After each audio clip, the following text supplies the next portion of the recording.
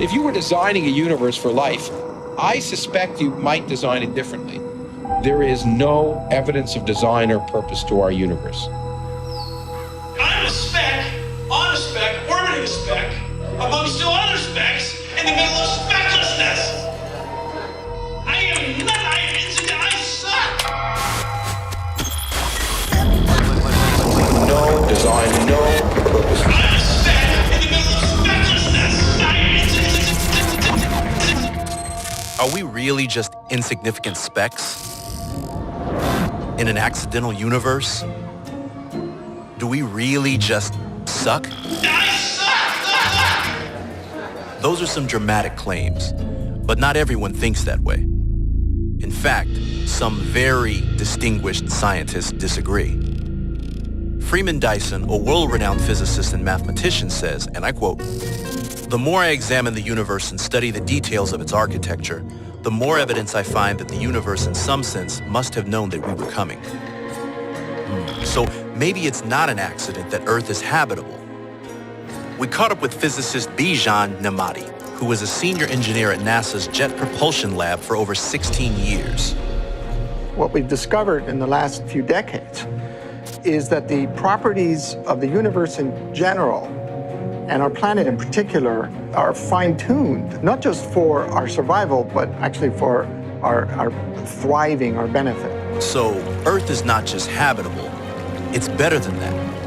It's hospitable. It's like this. Imagine you're a space explorer and you land on a distant planet. There's no water, no oxygen, and it's 300 degrees below zero. You're screwed.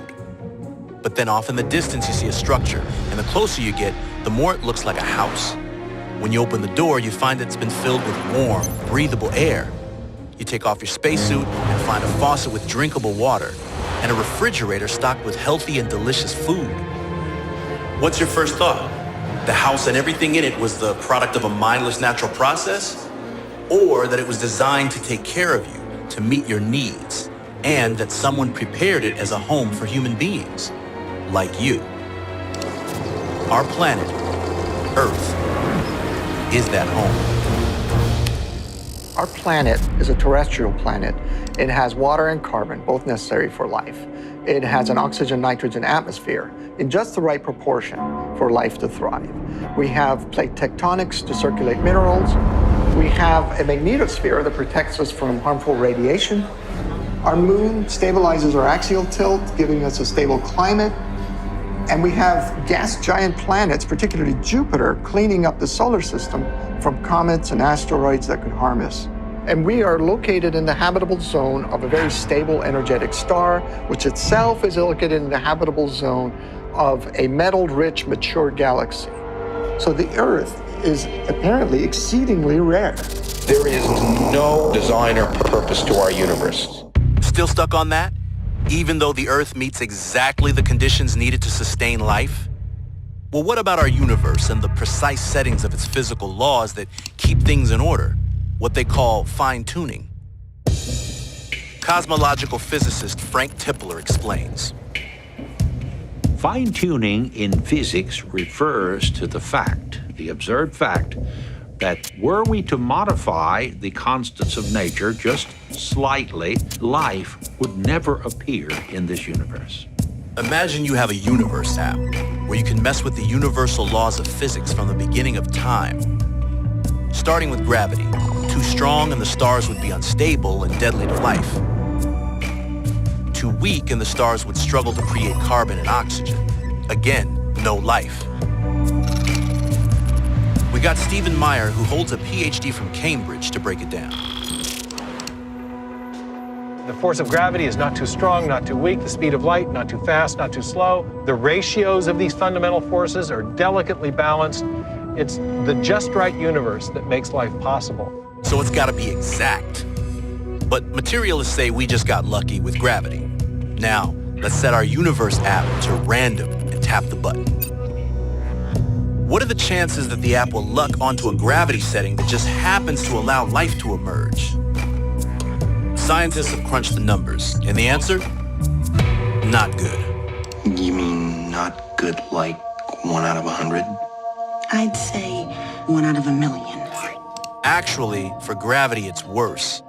Worse than 1 chance in a billion, times a trillion, times a trillion. So you're telling me there's a chance? Yeah! Yeah! We all love rooting for long shots, but here's the thing. It's not just gravity. There are many other physical laws that also have to be just so for life to emerge in the universe. And some of them are even more fine-tuned, even more unlikely than gravity. Without fine-tuning, our universe would be a horror story even Stephen King couldn't imagine. The very construction of the world and the fact that we seem to be the only blue-populated planet in the universe, it makes you have to believe that if we happened by accident, it would make winning the lottery look like flipping a coin. So I have a tendency to believe in intelligent design. Nobel Prize-winning physicist Charles Townes seemed to agree by stating, and I quote, "Intelligent design, as one sees it from a scientific point of view, seems to be quite real. This is a very special universe. It's remarkable that it came out just this way."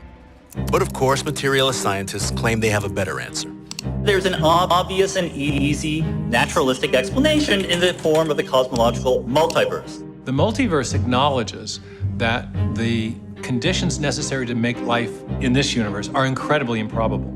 But it posits the existence of multiple billions of other universes, and we just happen to be in that lucky universe. Keep in mind that there's no evidence that these other universes actually exist. There are no experimentally tested laws of physics telling us that these other universes exist. No evidence for leprechauns, no evidence for unicorns, no evidence for the existence of other universes with different values of these fundamental constants. And there's still another problem with the multiverse explanation. The new mechanisms that have been proposed as possible ways of generating new universes themselves require fine-tuning.